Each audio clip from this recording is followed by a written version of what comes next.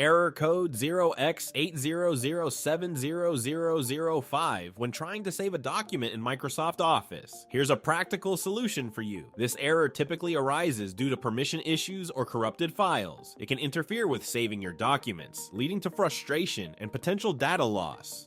To resolve this error without the need for manual troubleshooting, you can download our software using the link provided below. Our tool will automatically scan your files, identify the issue, and either fix it for you or provide detailed instructions on how to resolve it.